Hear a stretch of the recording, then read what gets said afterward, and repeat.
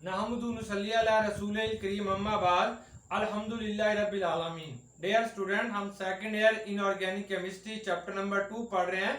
तो आज जो हमारा टॉपिक है वो है पेक्यूलियर बिहेवियर ऑफ बेरिलियम। कि बेरिलियम जो होता है वो अपने ग्रुप से मुख्तलिफ प्रॉपर्टी शो करता है, इसके बारे में आज हमने स्टडी करना है। तो ये जो बेरिलियम होता है इसका ताल्लुक जो है वो सेकंड ए ग्रुप से है। सेकंड ए जो ग्रुप होता है it's name is a alkaline earth metal. इसके अंदर जो मेंबर आते हैं वो बेरिलियम है, मैग्नीशियम होता है, ये कैल्शियम है, ये स्ट्रोंशियम है, ये बेरियम है, और साथ इसके रेडियो एक्टिव एलिमेंट जो होता है वो रेडियम है। Beryllium, magnesium, calcium, strontium, barium जो होते हैं they belong to group number second है। इसे आपने याद करना है, बेटा मांगे कार स्कूटर बाप राजी। अब ये जो बेरिलियम होता है इसका जो बिहेवियर है वो मैग्नीशियम, कैल्शियम, स्ट्रोंशियम से बिल्कुल मुख्तलिफ है।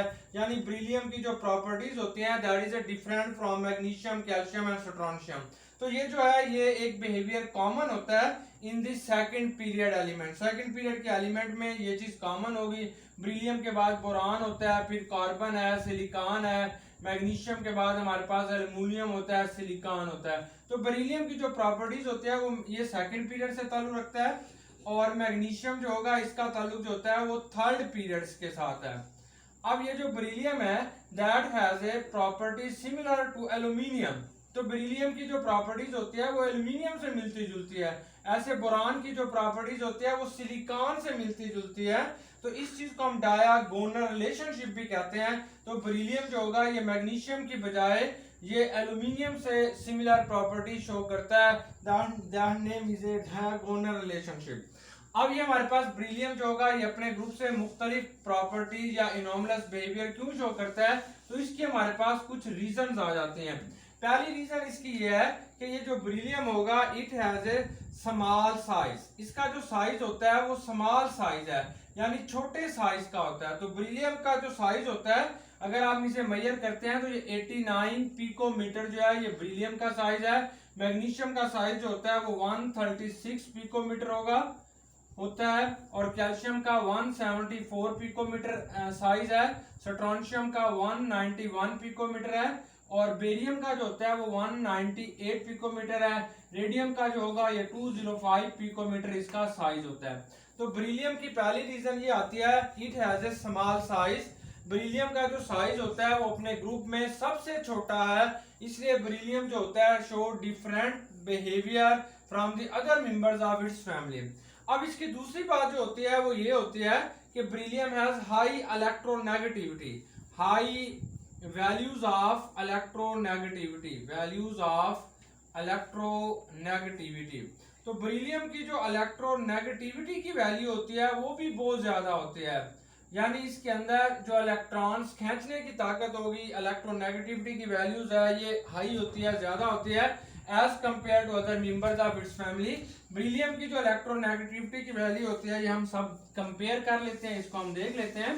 बेरिलियम की इलेक्ट्रोनेगेटिविटी की वैल्यू जो होती है ये 1.5 है, और मैग्नीशियम जो होता है ये 1.2 है, कैल्शियम 1 होता है, और स्ट्रोंशियम भी 1 होता है, और ये 0.98 है, और ये 0.93 होता है। तो हम देख रहे हैं कि beryllium has high values of electronegativity. इसके इलेक्ट्रोनेगेटिविटी की वैल्यू अपने ग्रुप से सबसे ज्यादा होती है, इसलिए ये दो रीजंस की वजह से इट शो पेक्यूलियर बिहेवियर या it show anomalous behaviour from the other members of its family. अब इसकी कौन कौन सी जो है बिहेवियर के अंदर बातें आती हैं, अब हम उनको डिस्कस करते हैं। नंबर 1 कि ये जो बेरिलियम होता है इट इज ए हार्ड, ये बहुत ज्यादा हार्ड होगा, हार्ड होता है एंड लाइटर होगा, हार्ड है and lighter than the other elements of its group. Hard है और लाइटर है। ये अब हार्ड क्यों है, क्योंकि आमतौर पर ये जो बेरिलियम के अंदर एटम्स होते हैं उनकी तरतीब कुछ ऐसे होते हैं कि दे आर क्लोजली पैक्ड। ये तमाम एटम जो होते हैं वो बहुत क्लोजली पैक्ड होते हैं, इनके दरमियान में एम्प्टी स्पेसेस बहुत कम होती हैं। एम्प्टी स्पेसेस कम होने की वजह से बेरिलियम बिकम हार्ड, ये हार्ड हो जाता है एंड लाइटर हो जाता है from the other members of its family. अब बेरिलियम जो होगा बाकी तमाम जो मेंबर्स होते हैं दे आर यानी कि लेस हार्ड होते हैं as compare to beryllium, but these members are more harder as compare to alkali metal. मतलब अगर हमारे पास अल्कली मेटल है, ये सोडियम है, पोटाशियम है, रुबीडियम है, सीजियम या फ्रांसियम है, तो इन तमाम एलिमेंट से ये जो अल्कलाइन अर्थ मेटल्स होते हैं दे आर मच हार्डर, इससे हार्डर है, but they are soft as compare to beryllium. Beryllium की निस्बत से ये सॉफ्ट होते हैं, लेकिन अल्कली मेटल की निस्बत से ये जो होते हैं ये आमतौर पर हार्ड होते हैं। अब इसका सेकंड पॉइंट आ जाता है कि ये जो हमारे पास बेरिलियम होती है इसका high melting and boiling point, इसका हाई मेल्टिंग पॉइंट होता है एंड हाई बॉइलिंग पॉइंट होगा। मेल्टिंग पॉइंट भी इसका बहुत ज्यादा होता है और बॉइलिंग पॉइंट भी बहुत ज्यादा होता है।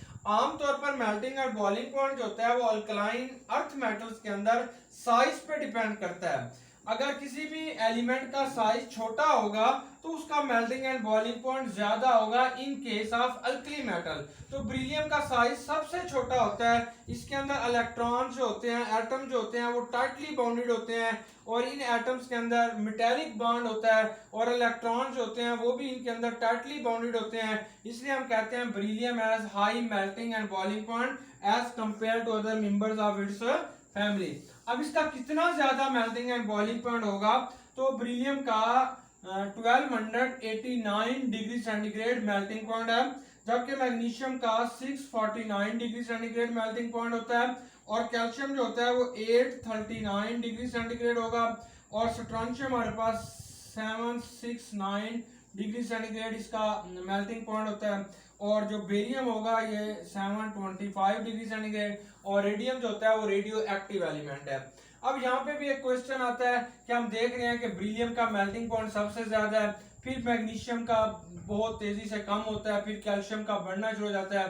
तो ये क्वेश्चन आता है why magnesium has low melting point than calcium, मतलब कि कैल्शियम का मेल्टिंग पॉइंट ज्यादा होता है, मैग्नीशियम का कम होता है। होना तो कैल्शियम का मेल्टिंग पॉइंट ज्यादा चाहिए था, मैग्नीशियम का कम होना चाहिए था। ऐसा क्यों है?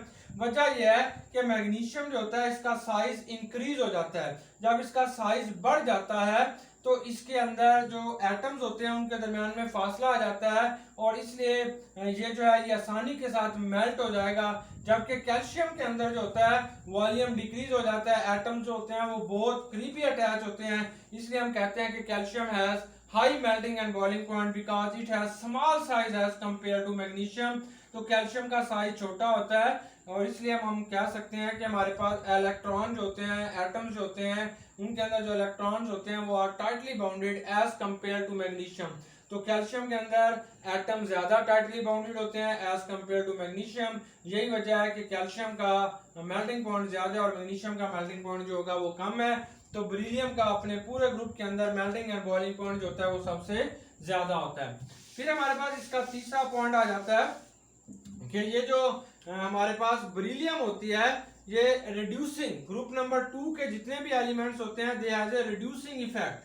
ये आमतौर पर रिड्यूसिंग एजेंट होते हैं, रिड्यूसिंग एजेंट होंगे।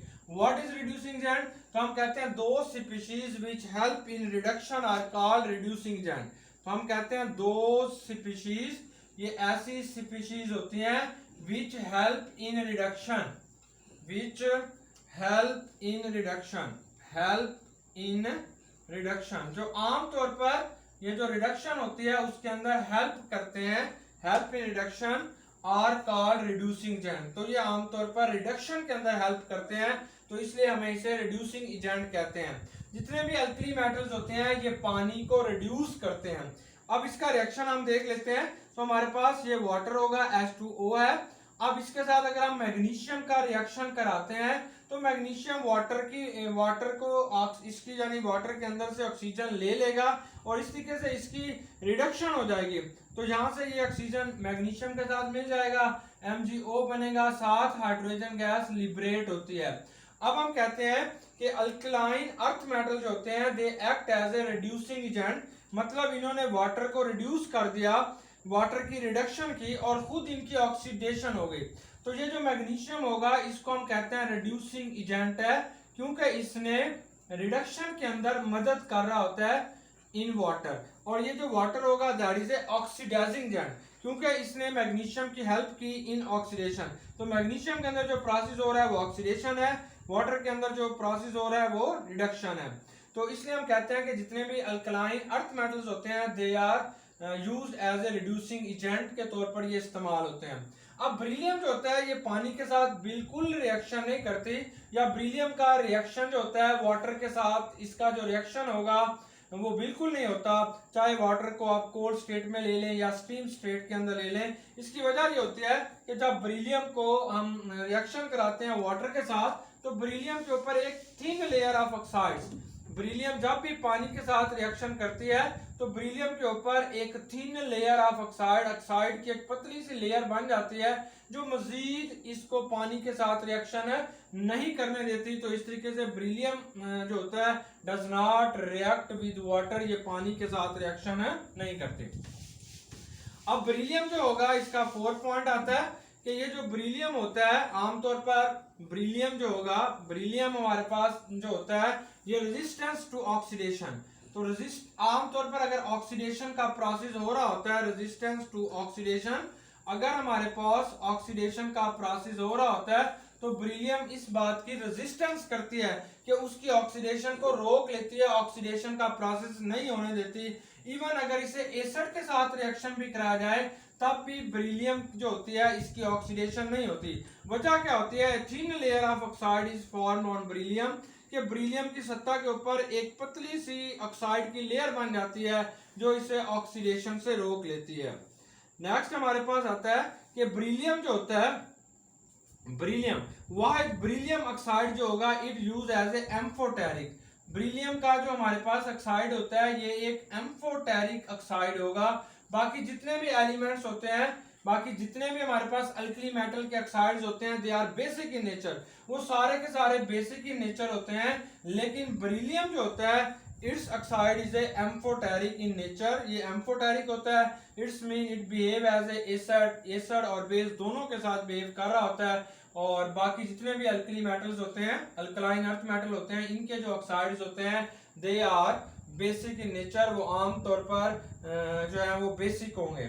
अब इसका ब्रिलियम वाहिद एलिमेंट होता है अपने ग्रुप के अंदर विच रिएक्ट विद अल्कलीज, यानी ब्रिलियम जो होगा ये अल्कलीज के साथ भी रिएक्शन करता है, जबकि मैग्नीशियम कैल्शियम जो होते हैं वो अल्कलीज के साथ रिएक्शन नहीं करते।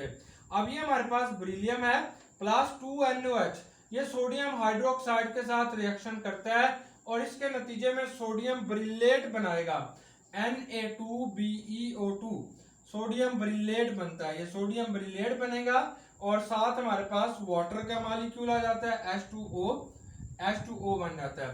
तो यानी हमारे पास ये वाहिद एक अल्कलाइन अर्थ मेटल होता है, सोडियम ब्रिलेट बनाएगा और साथ जो है वो हाइड्रोजन गैस यहाँ पे लिबरेट होती है। लेकिन बाकी कोई भी ऐसे हमारे पास कोई और अल्कलाइन अर्थ मेटल ऐसा नहीं है विच रिएक्ट विद अल्कलीज, जो अल्कलीज के साथ रिएक्शन करे। तो डियर स्टूडेंट ये कुछ हमारे कोर्स के अंदर पेक्यूलियर बिहेवियर ऑफ ब्रिलियम है जो हमने एक्सप्लेन किया है। I hope you understand it very well.